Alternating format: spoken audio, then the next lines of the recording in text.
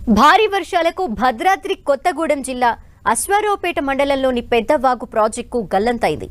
Project ఈ నెల 18 రాత్రి భారీ గండిపడటంతో ఏలూరు జిల్లా వేలేరుపాడు మండలంలోని దాదాపు 15 గ్రామాల ప్రజలకు కోలుకోలేని దెబ్బ తగిలింది. ఇళ్లు, పశువులు, సామాగ్రి సర్వం కోల్పోవడంతో ప్రతి కుటుంబానికి పెద్ద ఎత్తున ఆస్తి నష్టం సంభవించింది.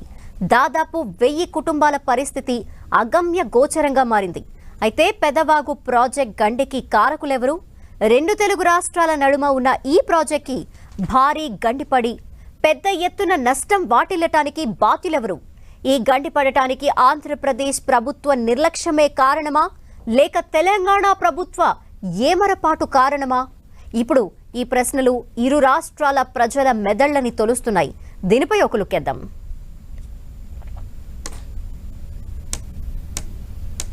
పెద్దవాగు ప్రాజెక్టు గండిపడింది. మనం చూస్తున్నాం పెద్దవాగు ప్రాజెక్టుకు సంబంధించి మొత్తం రాతి కట్టడం. ఈ రాతి కట్టడం కూడా పూర్తిగా కొట్టుకొని పోయింది. వాగుల్లో ఒకేసారి 40,000 క్యూసెక్కుల నీరు, అంటే 40,000 ఉండాల్సింది 70,000 క్యూసెక్కులు నీరు చేరడంతో ఆ ఫ్లోటింగ్ ఫ్లోకి మొత్తం కూడా ఆగకుండా మొత్తం ఒకేసారి కొట్టుకొని పోవడం జరిగింది. 20,000 ఎకరాలు ఇప్పుడు ప్రశ్నార్థకంగా మారిన పరిస్థితి. రెండు రాష్ట్రాల మధ్య రాష్ట్ర విభజనలో జరిగినటువంటి ఈ పెద్దవాగు ప్రాజెక్టు అటు తెలంగాణ వాళ్ళు చూడాలా, ఇటు ఆంధ్ర వాళ్ళు చూడాలి. ఈ ప్రశ్నతో ఒక్కసారి పెద్దవాగు ప్రాజెక్టు బాగోగులను ఎవరు చూసుకోకపోవడాలని ఈ ప్రమాదం చోటు చేసుకుందని కూడా చెప్తున్న పరిస్థితి. ఓవరాల్ గా Peddavagu project గండిపై 10 TV ground report.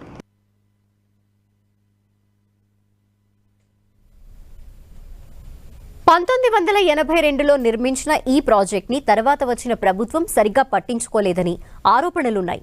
సరైన నిర్వహణ లేకపోవడంతో 1989లో వచ్చిన వరదలకి పెద్దవాగు ప్రాజెక్ట్ గండిపడింది.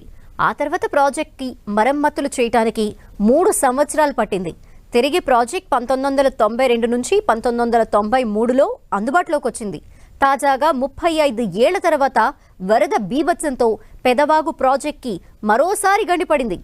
ఒకేసారి 80,000 క్యూసెక్కుల వరద నీరు పోటెత్తడంతో కట్ట 3 చోట్ల గండ్లు పడింది. ప్రాజెక్ట్ సమీపంలో గుమ్మడివల్లి, కొత్తూరు, నారాయణపురం గ్రామాలతో పాటు ఏలూరు జిల్లా వేలేరుపాడు మండలంలోని మేడిపల్లి, కమ్మరిగూడెం, అల్లూరినగర్, కోయ మాధవరం, ఇప్పలగుంప, రామవరం, పాత పూచర్ల, గుళ్ళాయి, ఊటగుంపు, కొత్త పూచర్ల, వసంతవాడ గ్రామాలు జలదిగ్బంధమయ్యాయి. రాత్రిపూట గండిపడి వరద నీరు ఒక్కసారిగా ఊళ్ళోకి విరుచుకుపట్టడంతో జనం మెరక ప్రాంతాలు, డాబాలపైకి ఎక్కి తమ ప్రాణాలు కాపాడుకున్నారు. వరద బీభత్సానికి పలు ఇళ్లు ధ్వంసమయ్యాయి. పశువులు మృతి చెందాయి. ఇళ్ల వద్ద ఉన్న వ్యవసాయ సామాగ్రి కొట్టుకుపోయింది. దీంతో ప్రతి కుటుంబానికి తక్కువగా లెక్కించిన 4 లక్షలకు పైగా ఆస్తి నష్టం వాటిల్లినట్టు ప్రాథమిక అంచనాలు చెప్తున్నాయి. మొత్తం మీద 150 కోట్ల రూపాయలు నష్టం జరిగినట్టు ప్రభుత్వం ప్రాథమిక అంచనాకొచ్చింది. దాదాపు 50 ఎకరాల్లో నారుమడులు, 200 ఎకరాల్లో వరి నాట్లు, 130 ఎకరాల్లో పత్తి పంట నీట మునగటంతో రైతులు తీవ్రంగా నష్టపోయారు.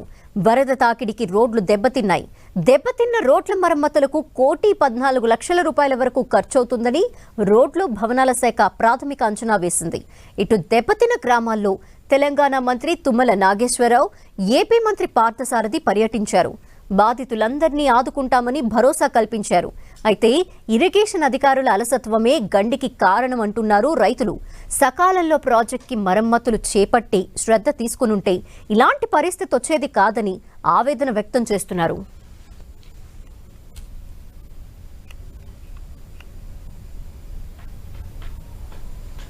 రాష్ట్ర విభజన అనంతరం ఇటు తెలంగాణ, అటు ఏపీ రెండు రాష్ట్రాల సరిహద్దుల్లో ఈ పెదవాగు ప్రాజెక్ట్ ఉండటంతో మెయింటెనెన్స్ మరిచిపోయారు.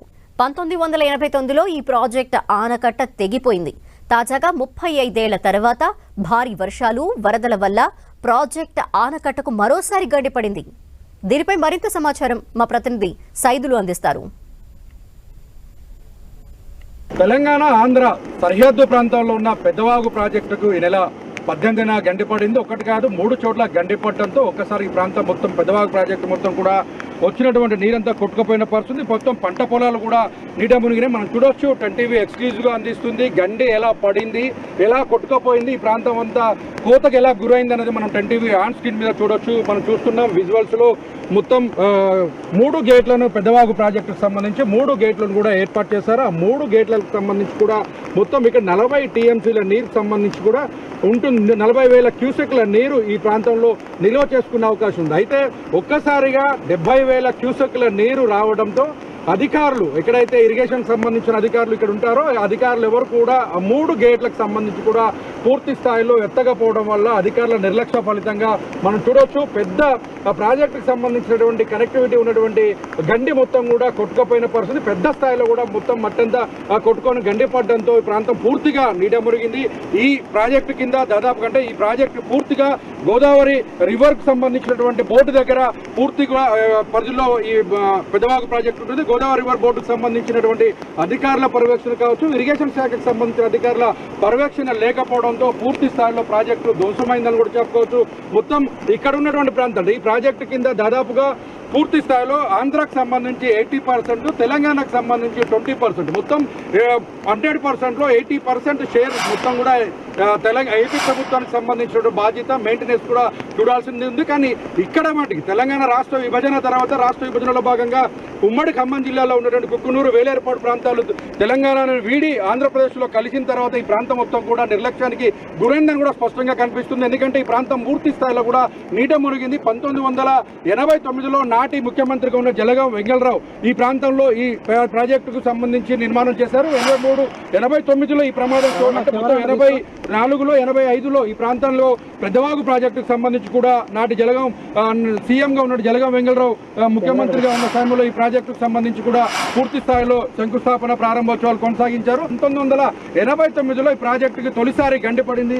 తొలిసారిగా గండిపడిన తర్వాత ఈ పూర్తిగా ఈ ప్రాజెక్టుకు సంబంధించినటువంటి దాంట్లో కూడా మరమ్మతులు చేపట్టడానికి సుమారు 3 సంవత్సరాలు అంటే 1992లో 93లో ఈ ప్రాజెక్టుకు సంబంధించినటువంటి పూర్తిగా పనులు కూడా పూర్తి చేశారు. ఆ తర్వాత నుంచి ఇప్పటి వరకు చూసుకున్నట్లయితే ఆయకట్టు విషయంలో కావచ్చు, మొత్తం సాగు ప్రాంతాల్లో కావచ్చు, సాగునీటికి ప్రాంతంలో ఎటువంటి ఇబ్బంది కలగకుండా కూడా అధికారులు జాగ్రత్తలు తీసుకున్నారు. అయితే ఇటీవల కాలంలో రాష్ట్ర విభజన తర్వాత 10 ఏళ్ల కాలంగా పెద్దవాగు ప్రాజెక్టుకు సంబంధించినటువంటి మొత్తం ఏర్పాట్లు కావచ్చు, దీనికి సంబంధించిన మేనేజ్మెంట్కి సంబంధించి కూడా ఏమీ పట్టించుకోకపోవడం వల్ల పూర్తి స్థాయిలో కూడా నిర్లక్ష్యానికి గురైంది.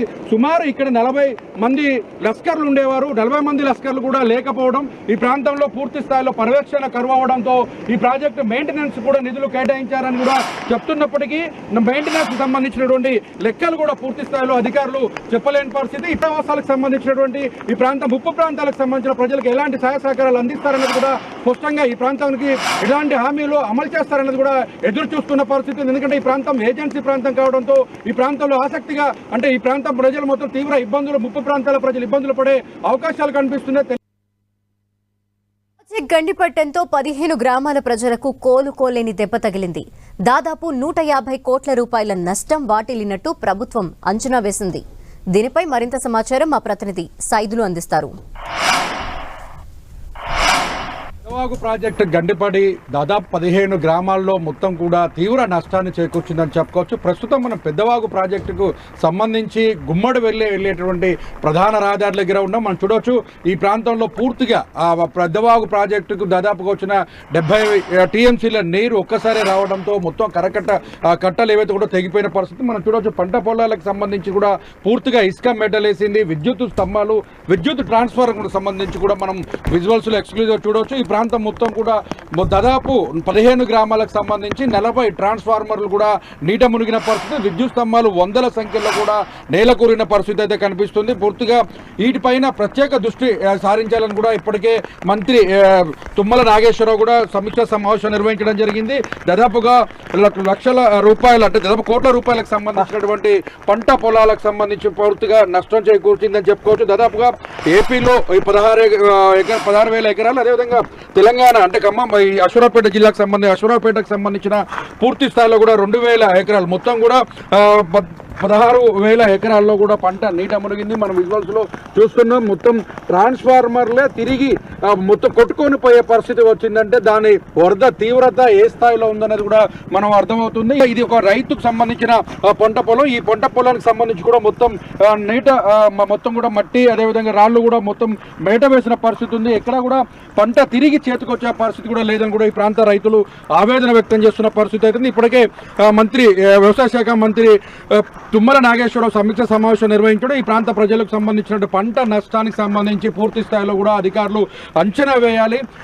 అర్హులైనటువంటి రైతులకు ఎక్కడ కూడా నష్టం జరగకుండా ఉండాలని కూడా ఆదేశాలు జారీ చేయడం సమీక్ష సమావేశానికి. అంటే ప్రధానంగా ఇక్కడ ప్రాంత రైతులకు సంబంధించి పెద్దవాగు ప్రాజెక్టుకు గండిపడడానికి కేవలం అధికారులు ఇరిగేషన్ శాఖ అధికారులు అని చెప్పేసి కూడా చెప్తా ఉన్నారు. కొత్తగా ఏర్పాటు చేసిన బ్రిడ్జికి సంబంధించి కూడా మొత్తం ఇరువైపులో కూడా బ్రిడ్జి పూర్తి స్థాయిలో కూడా మొత్తం కోత ఏర్పడిన పరిస్థితి అయితే ఉంది. ఎక్కడ కూడా చాలా ప్రమాదం పొంచి ఉందని కూడా చెప్పుకోవచ్చు. ఎందుకంటే ఈ బ్రిడ్జికి సంబంధించినటువంటి నిర్మాణం పూర్తయింది. ఈ నిర్మాణం పూర్తయిన తర్వాత ఈ ప్రాంతంలో వెళ్లేందుకు ప్రధానంగా ఉన్నటువంటి బ్రిడ్జి మొత్తం కూడా పోసిన మట్టి మొత్తం కూడా కోతకు గురైనటువంటి పరిస్థితి. విద్యుత్ స్తంభాలు కూడా నేల కొరిగినటువంటి పరిస్థితి. ఎక్కడికెక్కడికి మేట వేసిన ఈ మట్టి మొత్తం కూడా జారిపోతే ఈ ప్రాంతం మొత్తం అంటే ఇటు వెళ్ళడానికి కూడా రహదారులకి వెళ్ళే ప్రయత్నం కూడా లేనటువంటి పరిస్థితి అయితే మనకు కనిపిస్తుంది. ఇక్కడ శిలాపలకాలు కావచ్చు, రోడ్డుకు సంబంధించినవి కూడా పూర్తి స్థాయిలో ధ్వంసమైన పరిస్థితి అయితే కనిపిస్తుంది. అయితే మొత్తంగా భద్రాద్రి కొత్తగూడెం జిల్లాలో గతంలో అంటే అశ్వరావుపేటకు సంబంధించి పెద్దవాగు ప్రాజెక్టుకు సంబంధించి గతంలో ఎన్నడూ కూడా లేని విధంగా ఈసారి నష్టం జరిగిందని కూడా అధికారులు అంచనా వేస్తూ మనం చూడవచ్చు.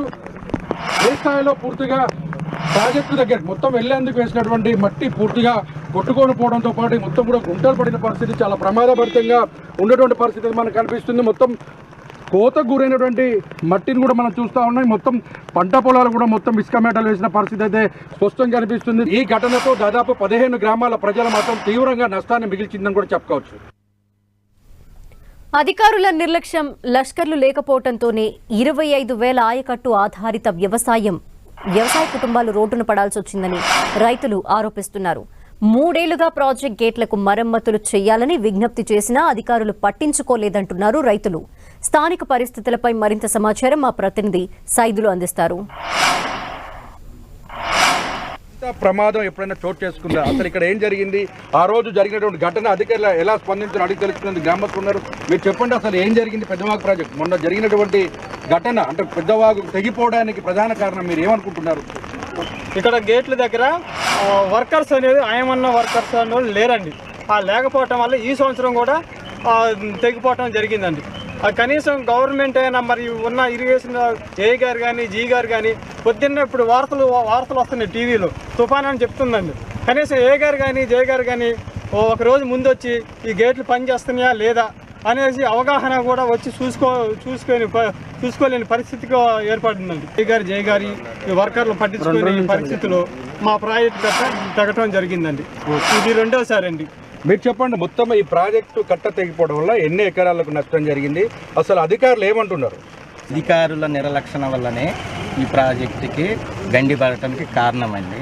వేరేది ఇప్పుడు మేము ఒక రైతు వెళ్ళి అడిగితే ఏ కానీ మాకు తెలవదా ఈ ప్రోడ్ ఎంత వస్తుందో, వాటర్ పంప్ సార్ ఇట్లా గట్టిగా వస్తారంటే మాకు తెలుసాయా ఎట్లా లేపాలో ఏంటని చెప్పేసి స్పందించుకోకుండా మమ్మల్ని ఎత్తిరిచ్చిన రోజులు ఉన్నాయి సార్.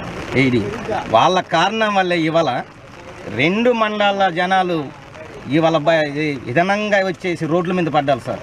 దగ్గర 15 గ్రామాలంటే వెల్లేరపాడు మండలం నుంచి సార్ మన గుల్లవాయి, తర్వాత వసంతవాడ, సోనుగొల్లగూడెము, రామవరము, తర్వాత మేడిపల్లి, కొత్తూరు, కమ్మరగూడెం వాళ్ళ పరిస్థితి అయితే సార్ ఆంధ్ర వాళ్ళ పరిస్థితి విధంగా ఉంది. అలాగే మన గుమ్మడిపల్లి కానీ బాగా తీవ్రంగా ఉంది, పైరంగాపురం సార్.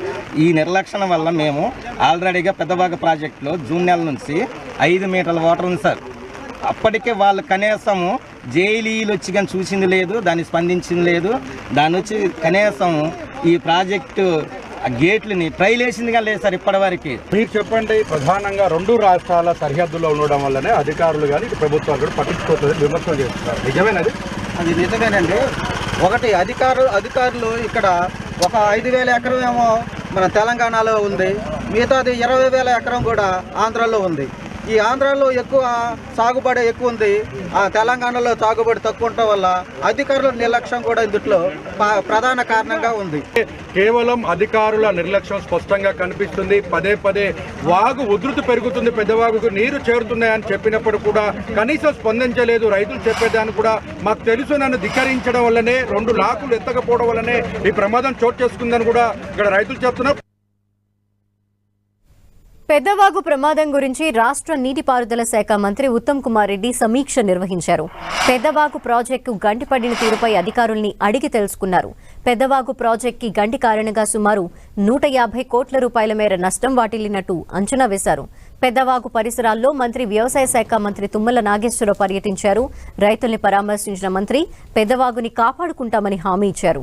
రాష్ట్ర విభజనతో ప్రాజెక్టు తెలంగాణలో, ఆయకట్టు ఆంధ్రాలో ఉందన్న మంత్రి గత ప్రభుత్వాలు ప్రాజెక్టు మరమ్మతులు చేయకపోవటం వల్ల ప్రాజెక్టు కట్ట కోతకు గురైందని ఆరోపించారు.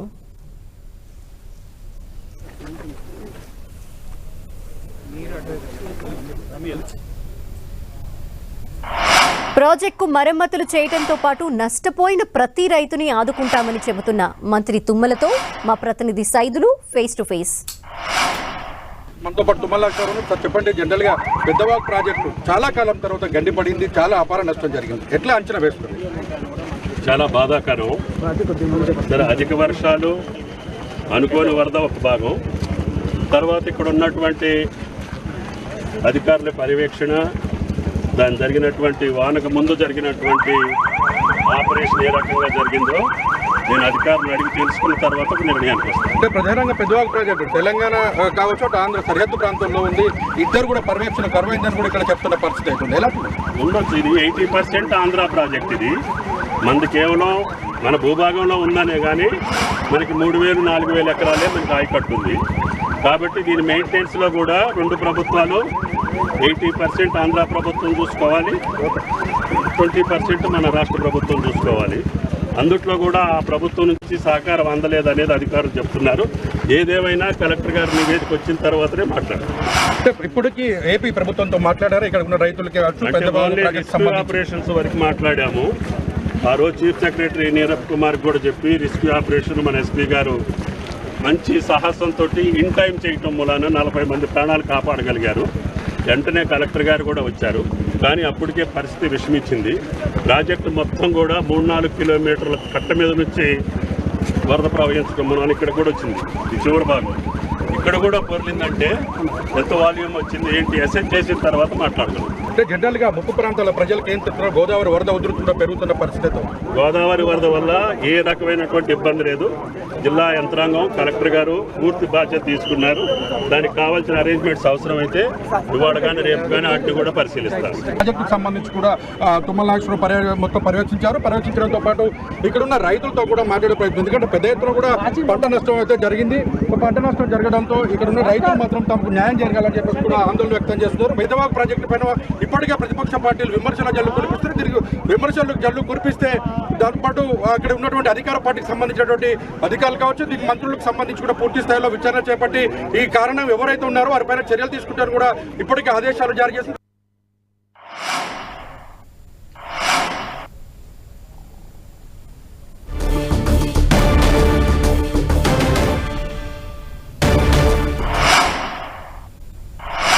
నిర్లక్ష్య ఫలితంగానే పెద్దవాగు ప్రాజెక్టుకు గండిపడి కొట్టుకపోయిందని కూడా రైతులు చెప్తున్నారు. ఇప్పటికే వ్యవసాయ శాఖ మంత్రి తుమ్మల నాగేశ్వరరావు కావచ్చు, ఏపీ మంత్రి పారసారథి కూడా ఈ ప్రాంతాన్ని కూడా సందర్శించారు. రైతులతో కూడా మాట్లాడారు. ముప్పు ప్రాంతాల ప్రజలను, రైతుల్ని ఆదుకుంటామని కూడా చెప్తున్నారు. అయితే కృష్ణా గోదావరి సంబంధించిన రివర్ బోర్డుకు సంబంధించి కూడా పెద్దవాగు ప్రాజెక్టు అధీనంలో ఉన్న నేపథ్యంలో అధికారులు ఎలాంటి చర్యలు తీసుకుంటారన్నది ఇప్పుడు ఎదురు చూస్తున్న పరిస్థితి. తెలంగాణ, ఏపీ 2 రాష్ట్ర ప్రభుత్వాలు ఎలాంటి నిర్ణయం తీసుకుంటారు, పటిష్టతకు ఎలాంటి జాగ్రత్తలు తీసుకుంటారు, ఎంత కాలంలో పూర్తి చేసి ప్రాంత ప్రజలకు వ్యవసాయ సాగుకు సంబంధించి నీరు అందిస్తారన్నది ఇప్పుడు ప్రశ్నగా మారింది. Cameraman విజయ్తో Saidulu, 10 TV, Peddavagu project నుంచి.